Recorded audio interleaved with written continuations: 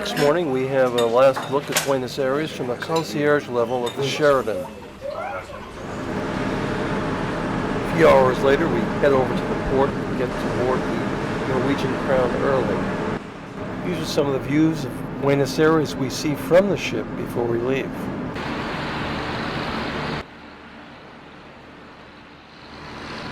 After we leave Buenos Aires, we're going to head to Montevideo, Uruguay. Then we're going to head down south all the way to Cape Horn, and then up the west coast of South America, Valparaiso, Chile. This is the first of the many ship's bulletins we'll be getting, one each day.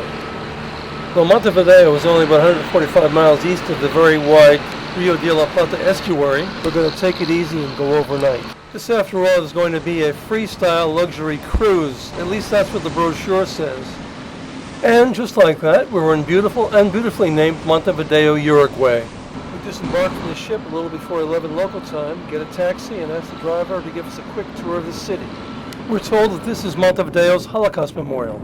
It's prominently located just off the freeway by the water. We're a little surprised, pleasantly, that this very small South American country has a Holocaust Memorial. In addition to being home to roughly 35,000 Jews, like Argentina and the yet-to-be-visited Chile, most Uruguayans are of European stock, notably Spanish, Portuguese, Italian, and German.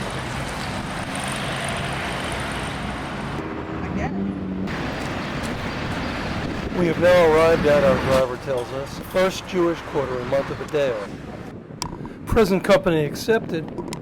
There are no Jews here now, they've all left. Many have become successful, and the families live in more affluent sections of the city and suburbs.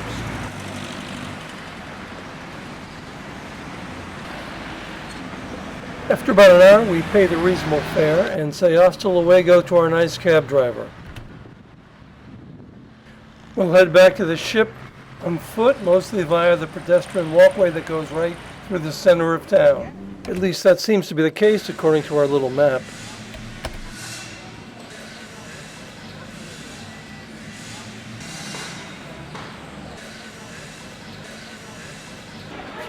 Though we're already becoming aware of the time, this city and this area in particular do look like a good place to just relax. So why not? We stopped for a snack. Hessie's not thrilled with the idea. She'd rather make sure we're heading in the right direction. But she's being a good sport, so I get to gulp something down before we head off again with a somewhat increased sense of urgency. We're almost at the end of the pedestrian mall, and we're going to continue to make our way down to the port where our cruise ship is docked. At least we're hoping that we'll stumble onto the Esplanade.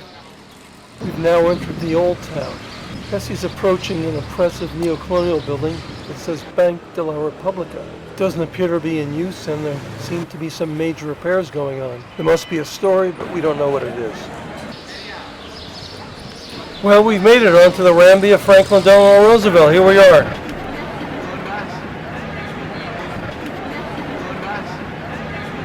At the end of the walk, close to the pier where our ship is berthed, we find a great indoor market.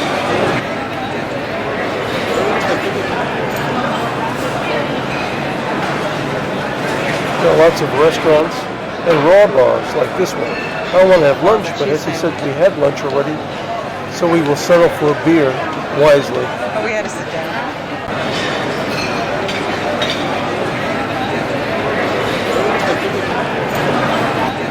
After about 3.5 hours in Montevideo, we're back on board our cruise ship, the Norwegian Crown. If you look carefully at the freighter behind the sunbathers, it seems that it's loaded with a small rainforest full of timber.